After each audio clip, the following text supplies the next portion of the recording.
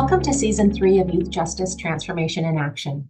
We are the RFK National Resource Center for Juvenile Justice, and we are on a mission to transform the youth justice system by partnering with people like you who are passionate about improving outcomes for youth, families, and communities you serve. I'm Jody Martin, Deputy Executive Director. And I'm John Tuell, Executive Director. As we embark on Season 3 of Youth Justice Transformation in Action, we're diving deeper into crucial areas that shape our approach to juvenile justice. This season, we're thrilled to explore special topics that have a profound impact on the lives of young people within the justice system, including the complexities of emerging adults, the pivotal role of family engagement, the transformative power of growth-focused case management, and many more. Through insightful discussions, expert interviews, and real-life stories, we aim to shed light on innovative practices, challenges, and opportunities in the realm of youth justice. Together, let's continue our journey toward creating a more fair, just, and supportive system for our youth, families, and communities.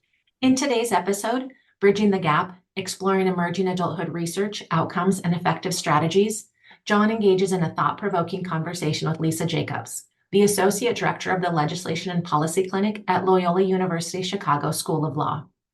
Together, Lisa and John delve into the critical distinctions between adolescence, emerging adulthood, and full adulthood, contemplating the necessity for legal and youth-serving systems to adapt to the unique needs of young people between the ages of 17 and 24. Listen as they explore what it truly means to navigate this pivotal stage of life and strive to get it right in supporting emerging adults along their journey. John, take it away. Welcome, everyone, to Season 3 of our podcast series for the Robert F. Kennedy National Resource Center for Juvenile Justice. We are privileged today to welcome a guest, a longtime colleague, an expert in the field in so many areas, and a good friend, Lisa Jacobs. Lisa, welcome. Could you introduce yourself to the audience? Tell us a little bit about your current title and role and experience in the field.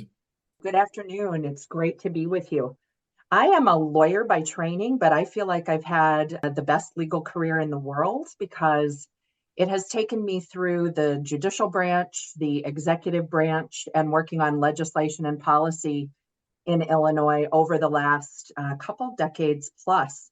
And today I'm a clinical professor of law at Loyola University Chicago's Law School in our Child Law Center, where I focus on legislation and policy around areas of the law that affect children, families, young people, and young adults. So really that portfolio can be very, very broad, but really with a focus on the areas of law that affect families and communities across the state and across the country. Thank you, Lisa, and indeed, welcome. Today we're going to be focused on what is often called emerging adults and draw from your experience, your expertise, and your perspectives for the audience to learn a little bit more about emerging adults in our youth justice systems. But before we actually get into that level of expertise, I really am interested, what drew you to the field of youth justice? Law students sometimes ask me that question, and I have to answer honestly that it wasn't my plan. I didn't know what I wanted to do when I graduated from law school, and I ended up working in the domestic relations division of the Circuit Court of Cook County, which is at that time, and I think still, the largest unified court system in the country. So a massive, massive court system, and I was working in the domestic relations division. And I really saw firsthand as a young lawyer how those systems, how that court system, how that statute and that area of law really fundamentally affected people's lives. And that's where I first realized the power of these legal systems that we have created to affect the lives of families and then our whole communities. And that's really where I got the bug to think deeply about how we've constructed laws, the laws we've written, how those play out in the lives of young people and their parents and caregivers and their families, and really trying to understand what it would look like to get it right.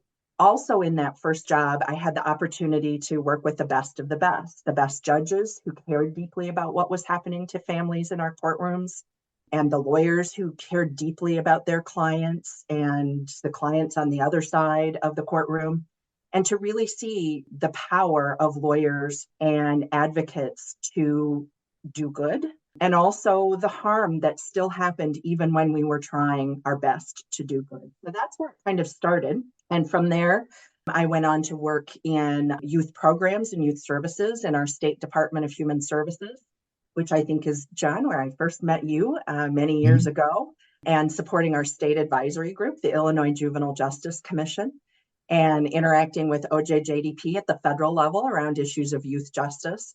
And that's where I really first started to understand the juvenile legal system, which is related to, but in some ways different than our family legal system. But that's really where I started to understand the impact and the reach of the juvenile justice system or the juvenile legal system.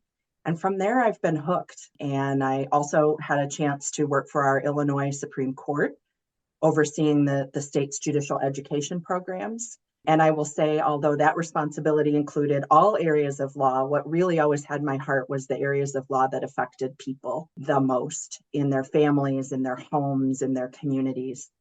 And so everything sort of keeps coming back to youth justice. And now where I've landed with Loyola and the amazing colleagues at the Child Law Center and our really remarkable students at the Child Law Center and beyond at Loyola, again, focusing on how the law intersects with the lives of young people and families. So I didn't plan it, but it turns out everything, when you look backward, really does center around our legal systems and their impact on people. Well, indeed, Lisa, that is a rich history. We did meet when you were working, as I was, in the Models for Change Systems Reform and Juvenile Justice Initiative.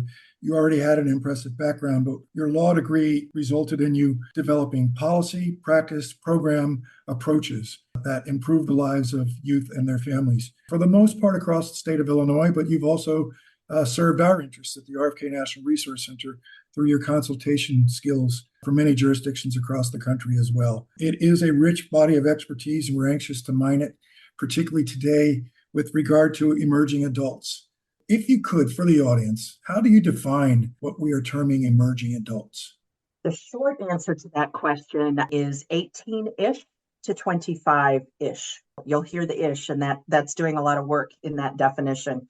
And hopefully that'll become clear why that is. But the short answer is 18 to 25 or so. And there's a much longer answer to what a young adult is or an emerging adult, and even where that term comes from when we look at the overlap between social science and developmental psychology and neuroscience, just two disciplines that really affect what we know about how we define emerging adulthood and the implications for our legal systems across the country. So 18 to 25-ish is the definition.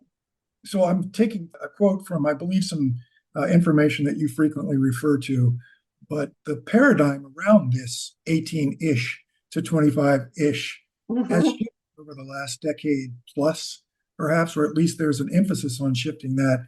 And it really does identify that previous ways of thinking about the emerging adults no longer works. And there was a hunger for a new conceptualization to impact this population.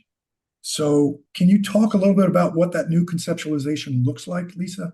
Sure. And I think when we look at the developmental science and the social science around human development, adolescent development, I think it's really interesting, just what you said, that the term and concepts for emerging adulthood are fairly recent. But the leaders in developmental science were really hinting at the fact that the way we thought about childhood and adulthood weren't working. We needed a new construct, a new way to think about this.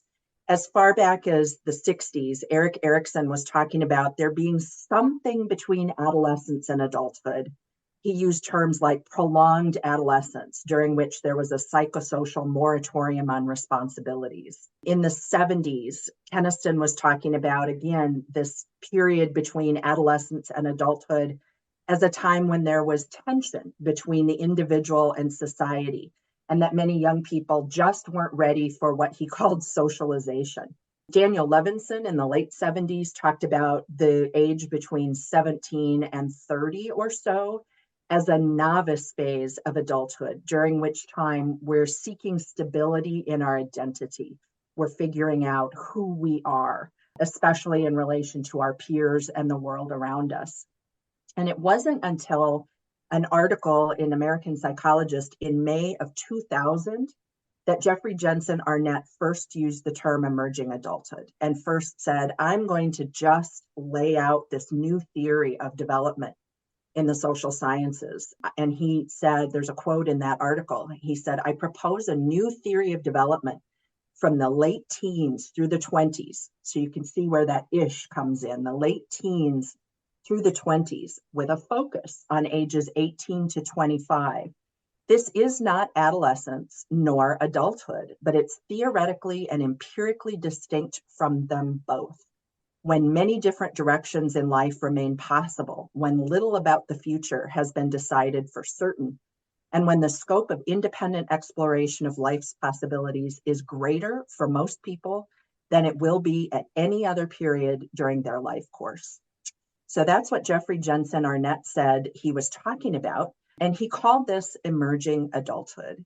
And one of the most striking quotes in that article that I often refer to and I think about, and I think when we're talking about criminal legal and juvenile legal responses to young people, he said, when adults later consider the most important events in our lives, we most often talk about things that happened during emerging adulthood. So it's a really profound period of development when what happens to us and what we experience shapes our life's course. This shift has also been informed by the synthesis of the adolescent brain science as well. So toward the shift or the better methodology that might have a greater impact on this population, how has the brain science informed these opportunities? I think it's really notable when social sciences and neuroscience, for example, or physical science, or what some people call hard science, when they overlap so clearly and tell us so clearly the same things, we really ought to be taking note in law and policy. And the developmental science and the neuroscience, I think, are very, very much in alignment here. And the short answer there is the neuroscience makes it crystal clear that our brains are not fully developed the mid-20s. At least. And depending on what's happened in our lives, especially the impact of trauma, for example, it may be even later that our brains continue to develop and adapt to our surroundings. So this is where the neuroscience and the developmental science are right on par. We're talking about maturation that continues well into the 20s. And so some of the behavioral characteristics that you would assign to emerging adults based on that science, how do those emerge in the conversation about this population, Lisa? Some of the headlines that policymakers and practitioners in this field, juvenile justice or criminal justice specifically, really need to understand from the neuroscience is that different parts of our brain mature at different phases. It's not like our brain and all of its regions with all of its functions comes online all at the same time. Different parts of our brain are maturing at different stages. What that can tell us is that maturity in one area of our brain, or specifically one type of function, doesn't necessarily mean maturation or maturity in another. And one example of that is that cognitive maturity or intelligence, the ability to take in new information. So things like speaking languages, or I always often think back to what I was attempting to do at this age, physics and organic chemistry. Like our brains are really attuned to being able to acquire that information and synthesize and hold on to it. Very intelligent during this period of development. It doesn't tell us anything about developmental maturity and the kind of behaviors that we might exhibit. Another thing that tends to be really counterintuitive for practitioners, I think, and sometimes policymakers, is that physical maturity tells us nothing about the developmental capacity of a young person. We can be physically mature in adolescence or emerging adulthood and not developmentally mature. And that seems kind of like a no-brainer, but it isn't. It's something that I think trips us up a lot, is thinking about young adults being physically mature, sometimes strong and looking very mature in a courtroom or in a probation office, for example, but just not being developmentally mature yet. The last thing I really want to add into this category of headlines from the neuroscience is that many serious psychological disorders emerge for the first time during this period of life. So things like bipolar disorder or anxiety disorders or schizophrenia, for example, those serious psychological disorders are starting to emerge during this phase of young adulthood. And we can see the ramifications, pretty clearly for criminal legal systems in interacting with young people, experiencing the first onset of serious mental health disorders, as well as caring for them if they are system involved. So those are some of the big headlines from the neuroscience, and we can dig in to each one of those, I think, further and have to as practitioners in these systems, but those are the headlines. Excellent explanation. I think it's time during this conversation to include the synthesis of the findings that were included in certain Supreme Court decisions did not speak to an absence of accountability in this equation, but they did speak to diminished culpability during this period of development. For much of our audience, when we share these concepts, they would argue, you're just talking about we don't need to hold them accountable or we can't hold them accountable. That is not the discussion that you would promulgate around emerging adults, nor interpret from this science. Is it? Not at all. I mean, I think what we're talking about is understanding the origins of some of the behaviors that can get young people in trouble. We've talked about the developmental science a little bit, but the neuroscience is also really crystal clear that the structure and function of the maturing brain has an impact on the kind of behaviors we should expect to see. One of them is just this ability to self-regulate, and the neuroscience and then the science that flows from it tells us that young adults just aren't quite there when it comes to self-regulation. Our brain is maturing, which gives us the capacity to use all of those regions of the brain, which I mentioned, specifically the prefrontal cortex, to anticipate the impact of our actions, to understand the effect of our behaviors and what we do on other people. So we're increasingly able to self-regulate and make good decisions, but it's not there yet till our brain is fully mature. A second thing that the neuroscience tells us we should expect to see in young adults is being exquisitely attuned to rewards. The idea that something novel might happen or a really intense experience, for example, thrill seeking. We should expect to see that among young adults because our brains are attuned to that possibility of these sensations and what are perceived as immediate rewards. So during this age, risk is attractive. It just is. And we see it in all of the data from the insurance industry, for example. We know that risky behaviors like binge drinking are highest in emerging adulthood, risky sexual behaviors, unprotected sex. Those behaviors are highest in young adulthood, and drag racing, driving dangerously, for example, all of those behaviors, because our brains are attuned to risk and thrill and sensation. But that's decreasing as we mature and as we get into our mid-20s. The last thing that is really important to understand about young adult behavior is this response to arousal. So young adults, we should expect them to respond in a lot of ways like younger teenagers to things like aggression or anger, especially among peers, disapproval of peers. So we should just be expecting young adults to respond like younger teenagers and less like mature adults to arousing situations. All of that tells us that young adults can get themselves in trouble in ways that are not indicative of their character or who they're going to be when they fully mature. And I think that's exactly what the Supreme Court was cautioning us about in their youth decisions.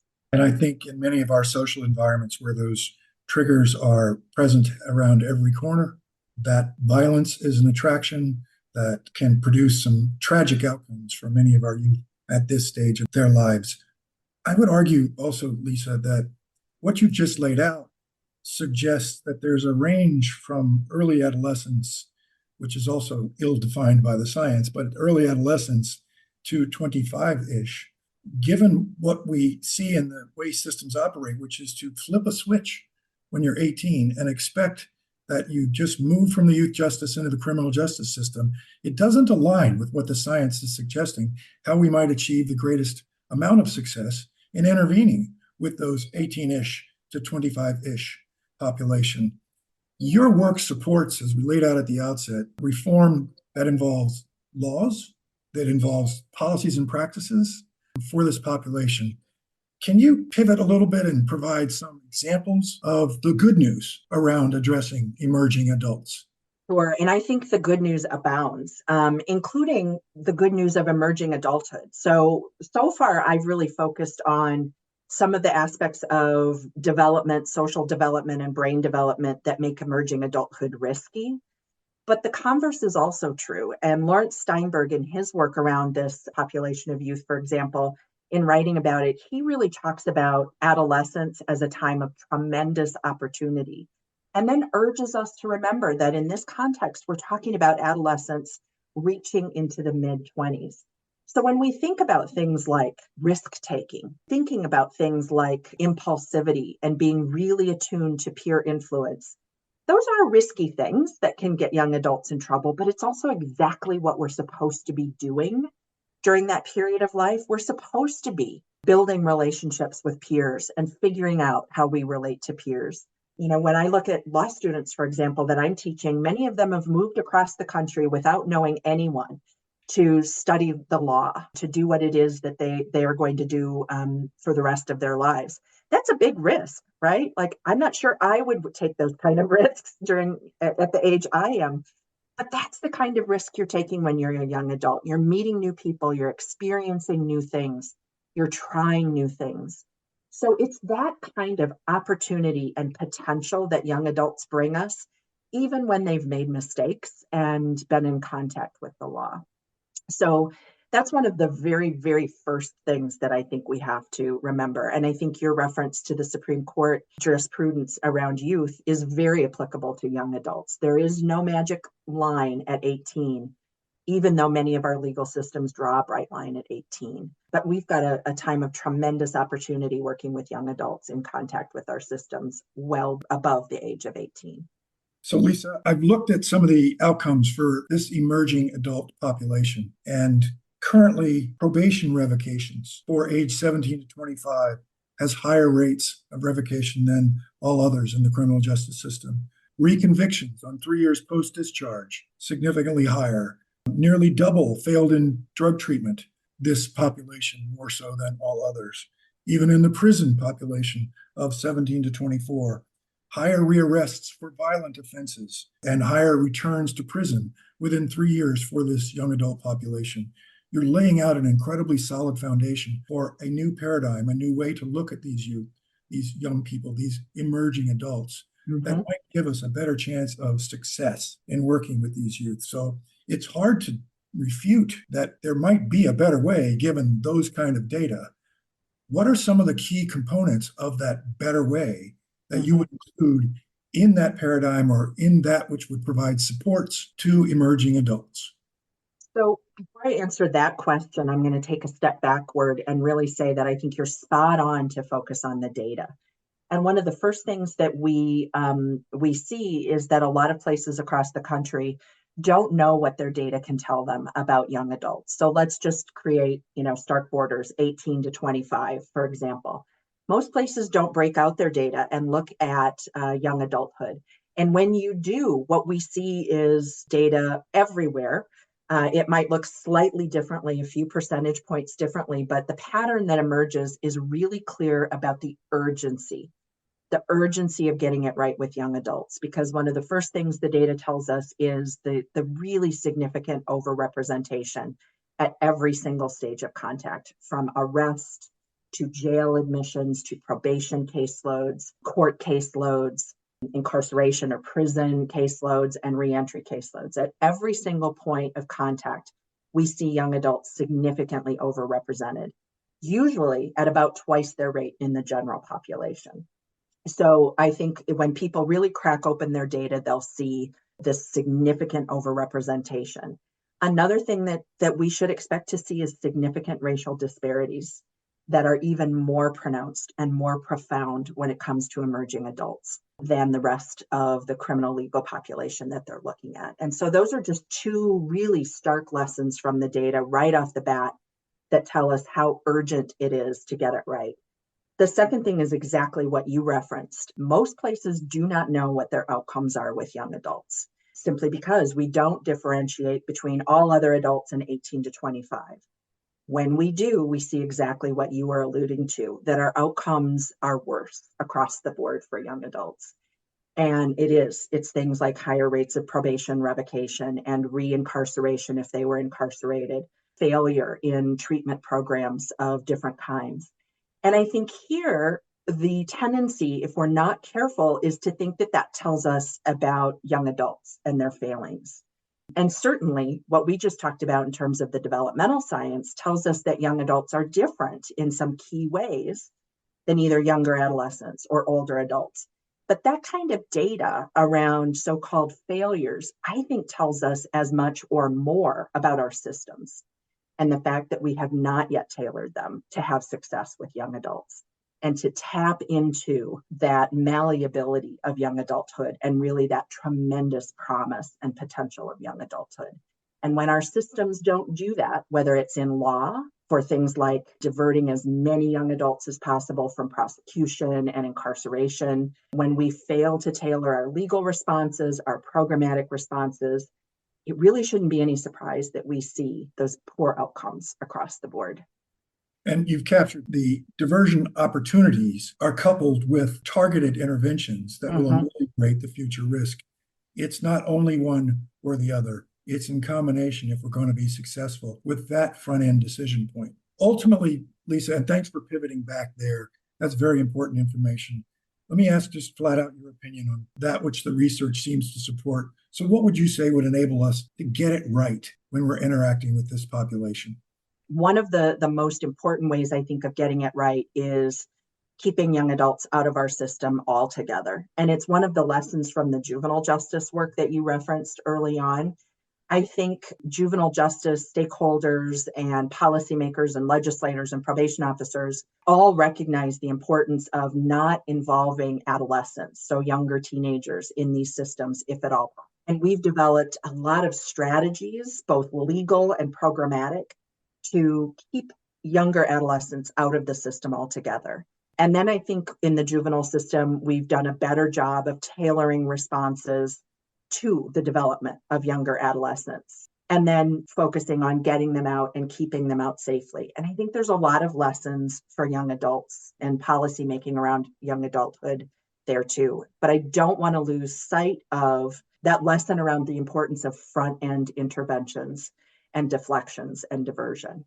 Again, it's a great point. There's such a polarized discussion across our nation at this point about some of the circumstances confronting communities and community safety. It loses the balance of what it is that you're presenting. This front-end opportunity is still a very real opportunity to impact this portion of our youth population, our young adult, emerging adult population.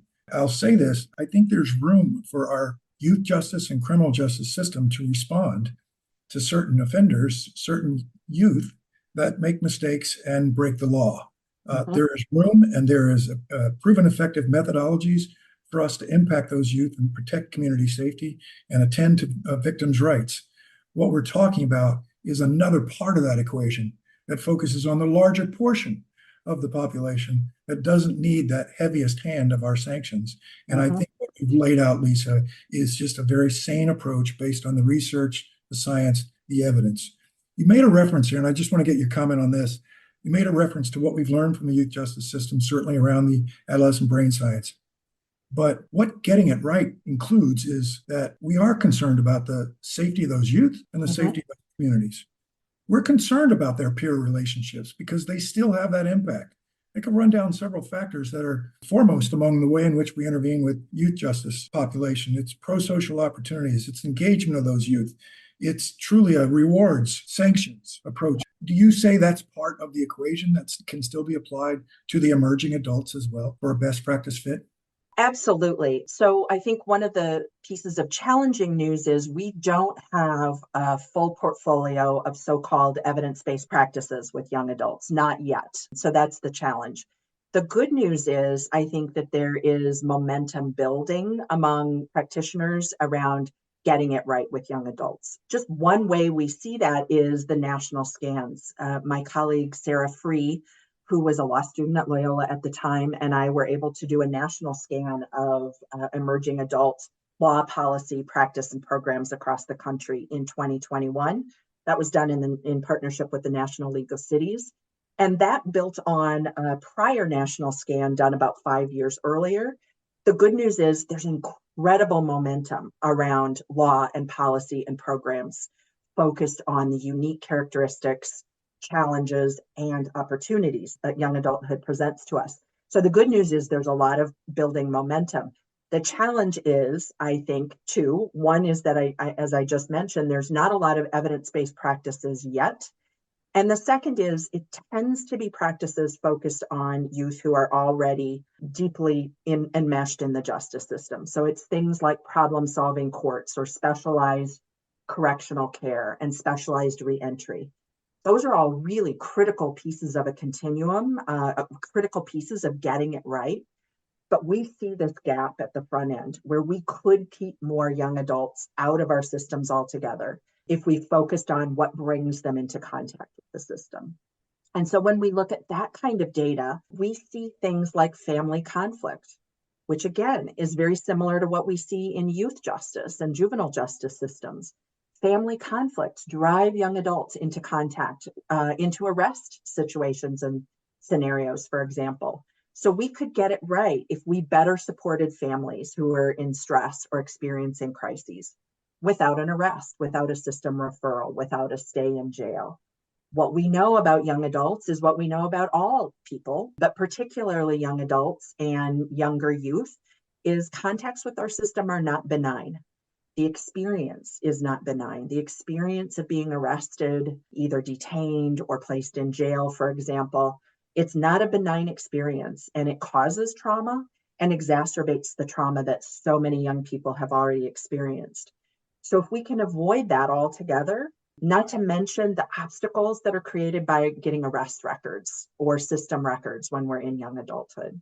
So we have a lot of opportunity to build on what we do on the front end while also doing better with youth who are already involved in our systems. There's been some really exciting work in Cook County and beyond where we were looking at, okay, so what do system-involved young adults need?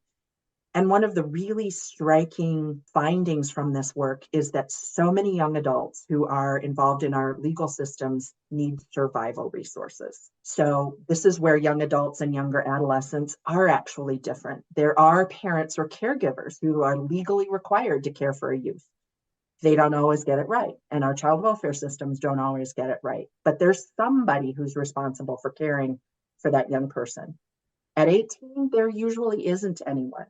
And so many of our system-involved young people need survival resources, housing, food, mental health, and trauma-responsive care before they can begin to engage in our system responses and the kind of programming that we might make available. That's a really key observation, Lisa. I appreciate you sharing that. Can you comment on the impact of procedural justice about getting it right as well? Absolutely. We just talked about the need to be attentive to survival and safety for young adults who are system involved. I would say immediately after that, then we have to be attentive to how our systems feel for young adults and whether they feel fair and just. There's a really tremendous body of research around procedural justice and how important it is for people going through legal systems of any kind. I mentioned family law cases or traffic cases, whatever they may be. For young adults, procedural justice is critical. And what that means in a nutshell is that our systems have to be and feel fair, which also tells us that coercion is just not likely to be successful for young adults to force them to do things for fear of punishment. Fairness is going to go a long way toward getting young adults to engage in the way we want them to and access the kind of services and supports. Respect of young adults and who they are and how they want to be seen is going to be much more effective than trying to exert power over them. So respect in comparison to exercising power.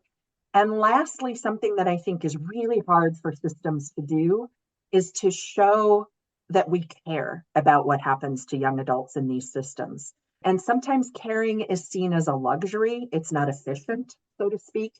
If young adults don't feel cared about in all of their interactions with our systems, from the very front end to, court status hearings, for example, conversations with probation officers, the interactions they have with treatment providers, for example, if they don't feel cared about as humans, we're really unlikely to have the kind of better outcomes that we seek. And I think it's one of the reasons our systems are not really set up to do these things, to be fair and respectful and exhibit caring. And it's one of the reasons that I think we don't get the good outcomes with young adults that we should be seeking. Lisa, an incredible wealth of information. I would argue what you have laid out is research informed, research based. There's evidence, there's data. It's a thoughtful approach. It's smart, not soft, as some may allege.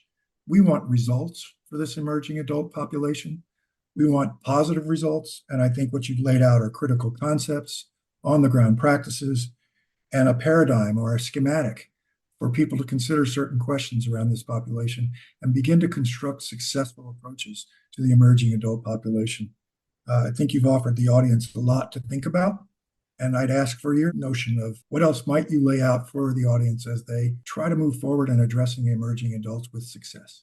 Well, I think we've talked about the urgency that becomes clear when we look at the data, the urgency that's clear when we think about the developmental science and what it tells us about young adults and the reasons that they can get themselves in trouble, but also how we can build on the promise of young adulthood. And I think I come back to what folks in the field, in communities, tell us about working with young adults, and that is this idea of relentless engagement.